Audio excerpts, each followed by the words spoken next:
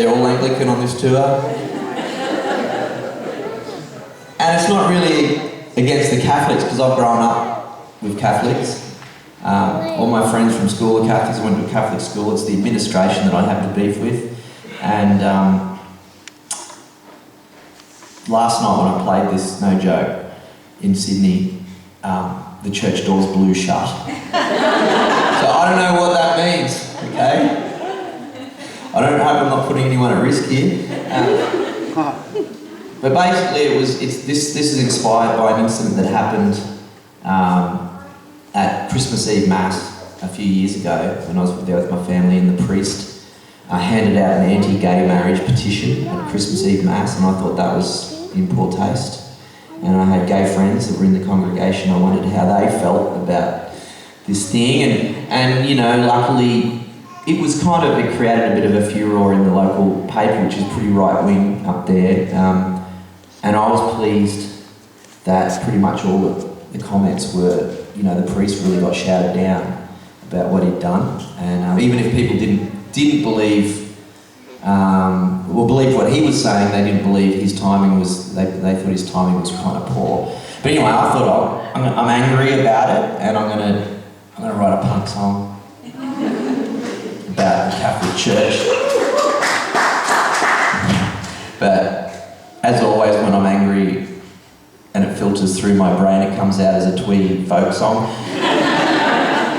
I think in my mind it sounds hardcore, you know, in my mind. But then I listen back and I go, ooh, really? Same with Punk's Not Dead, you know. I thought I was writing a punk song there too. When I played it to the punk girl in question, she said, do not do that in public because it's going to ruin my reputation. I don't know what it is. It's not punk. I don't know what it is. Anyway, so here we go. This is Lapsed Catholic. I just believe that, you know, no matter where you go, whether it's a music venue or a church or a hall or a CWA hall or anything, you shouldn't have to feel judged about for your sexuality. So it's called Lapsed Catholic.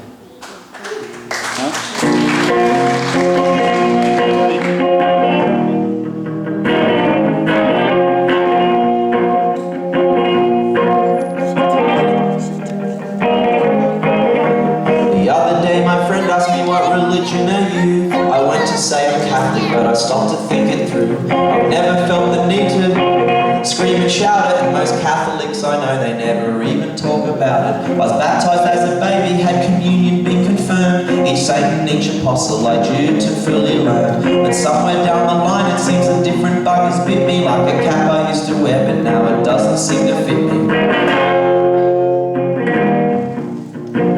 In all honesty, I guess you call someone like me a lapsed Catholic. No, I haven't been to church for 11 months at least, a lapsed Catholic. Sometimes Christmas with my family, but never ever Easter, lapsed Catholic.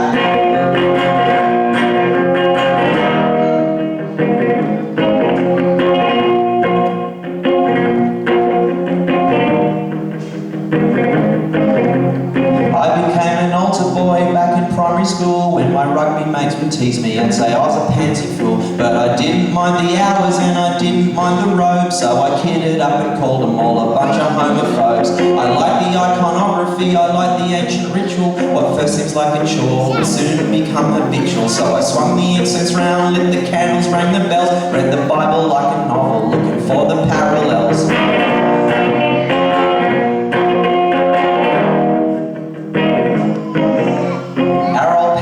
Could evoke the wrath of Hades. It seemed doing burnouts around the town in his Mercedes. He'd swear under his breath, drink sherry by the leader. With his air rifle he'd shoot the pigeons, shitting on St. Peter.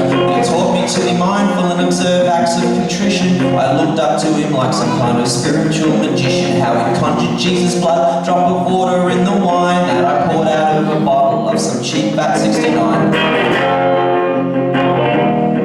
I took it all so seriously. Back then I never dreamed I'd be a lapsed Catholic. A childhood of Sunday stacking hymnals till the hilt, a lapsed Catholic. And all I got was this lousy $1 million guilt, a lapsed Catholic.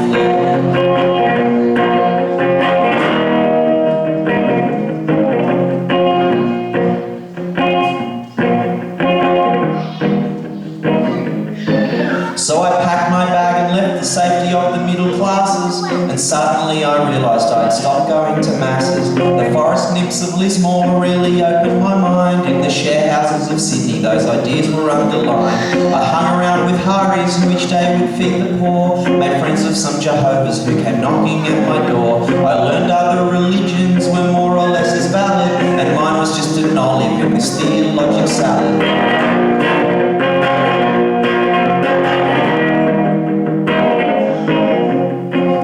To stare into an existential hole, but I don't want them ones to make a franchise on my soul, especially when you take their social record from the sleeve and it spins the opposite direction to what I believe. To tell a man he's wrong just because he loves another fella, or how can they expect me to stand under that umbrella? And I don't want them ones to slap a trademark on my prayers. I want my prayers to drift up and float away on the air. Friends who are gay,